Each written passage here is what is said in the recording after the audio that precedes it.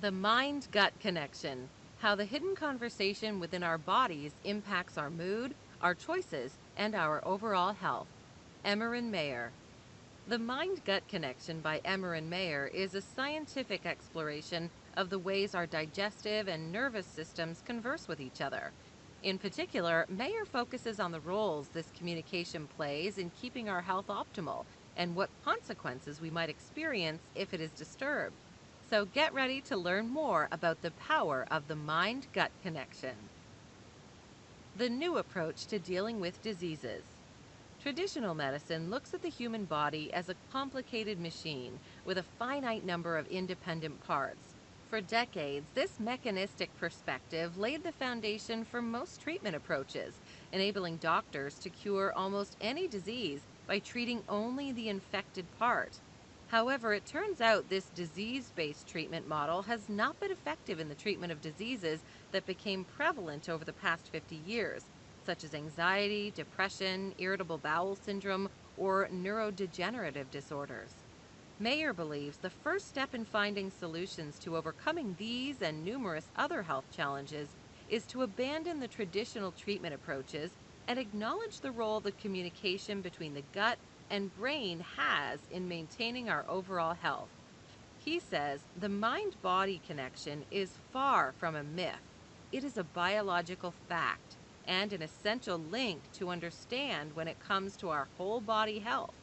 The digestive and nervous system communicate thanks to the hormones and inflammatory signaling molecules produced by the gut signaling up to the brain, and hormones produced by the brain signaling down to the various cells in the gut, such as the smooth muscle, the nerves, and the immune cells, changing their functions.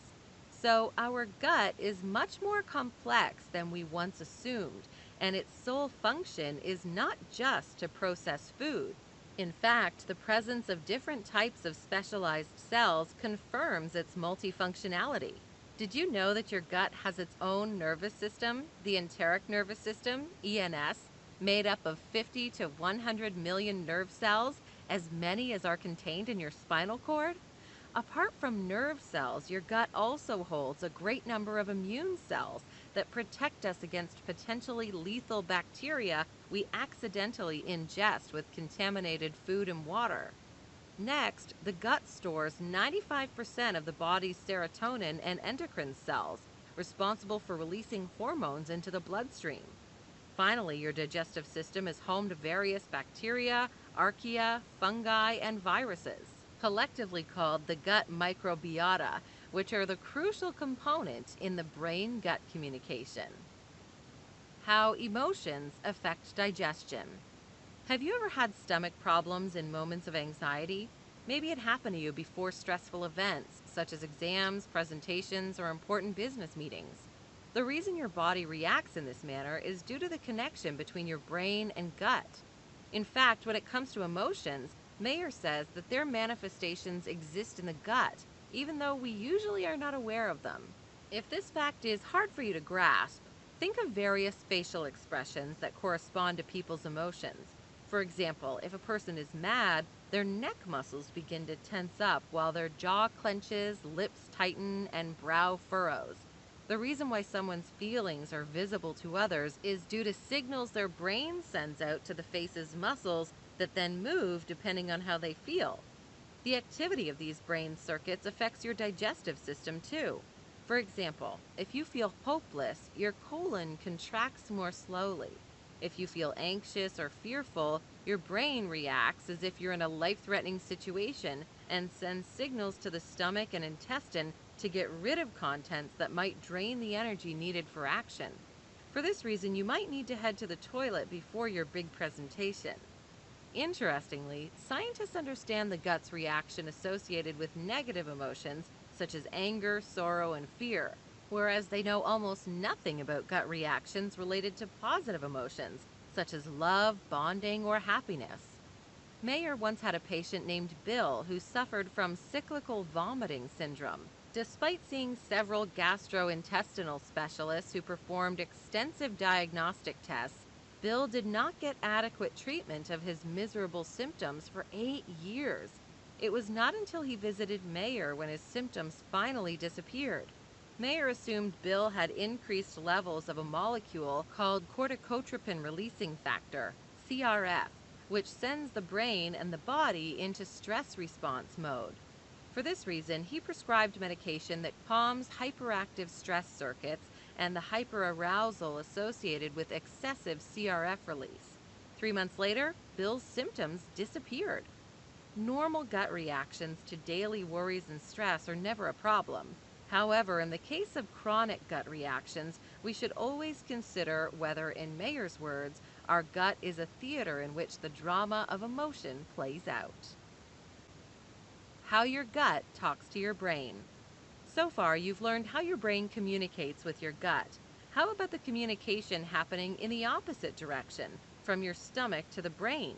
What kind of messages does your digestive system send to the nervous system? When you eat, your brain creates a sweet, bitter, savory, sour, or umami taste, depending on the messages the taste receptors on your tongue and mouth send to it. In addition, another set of receptors specialize in recognizing the mechanical qualities of food. The crunchiness of a carrot, the smoothness of yogurt, or the unique texture of spaghetti squash. The combination of these sensations constructs the sense of taste. We experience a range of gut sensations daily, but we are generally aware only of those that require a response, a sensation of hunger, satiety, or a sensation of fullness in our belly.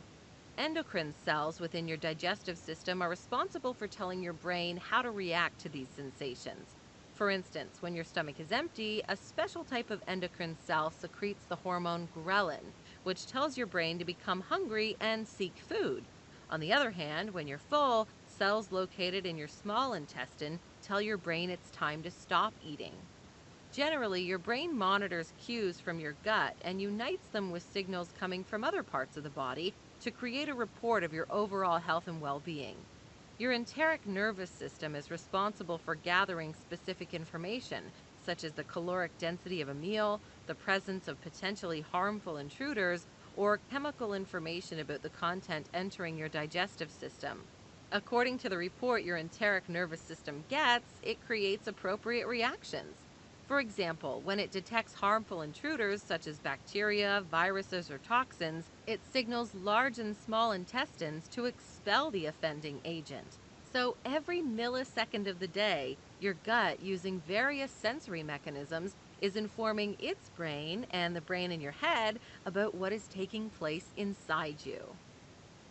Gut microbiota and emotions.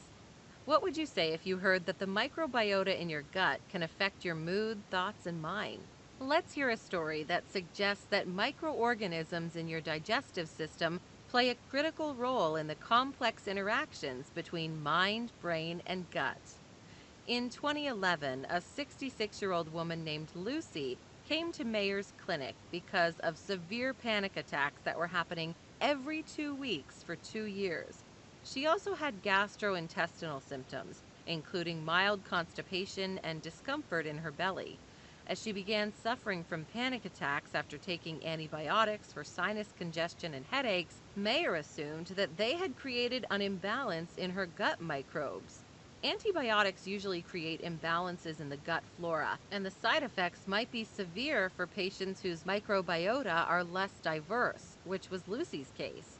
For this reason, Mayer encouraged her to take probiotic supplements to reestablish her original microbial architecture. He also prescribed Klonopin, a Valium-like medication in case of severe panic attacks. After 6 months, her digestive systems improved and her panic attacks became less frequent. Lucy's case suggests that there is a connection between gut microbiota and emotional states. Studies conducted on mice that received antibiotic treatment also confirmed a link between their anxiety-like behavior and the antibiotic-induced changes in the gut microbiota. So, what substances might gut microbes produce that have an anxiolytic effect? Some microorganisms produce the neurotransmitter gamma-aminobutyric acid, also referred to as gamma, which, when attached to a GABA protein in your brain, produces a calming effect.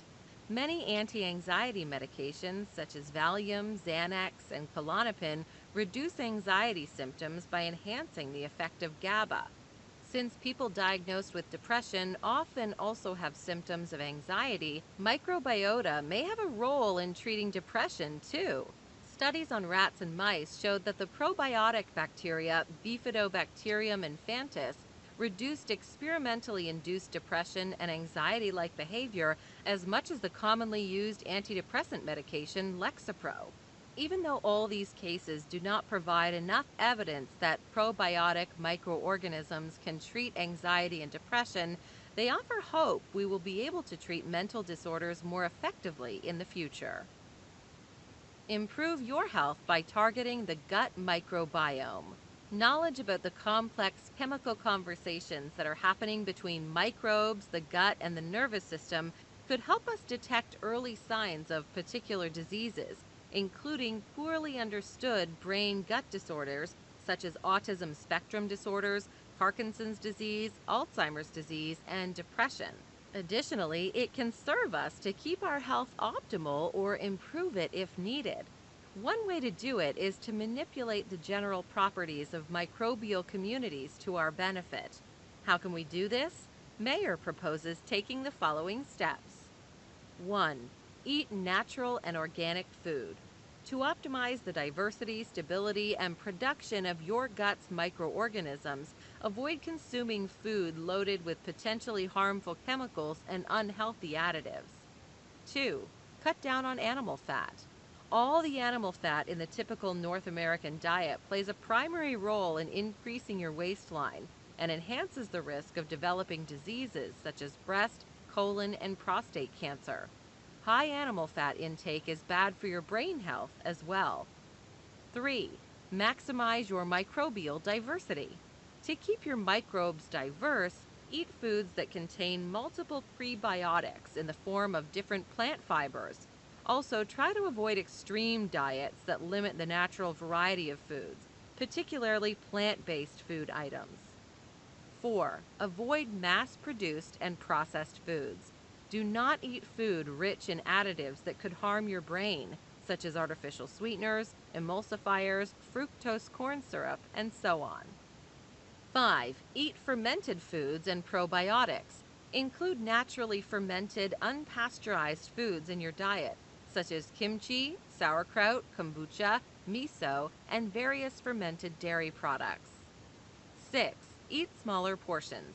Keep in mind to eat food amounts that are in line with your metabolic needs. 7. Fast to starve your gut microbes.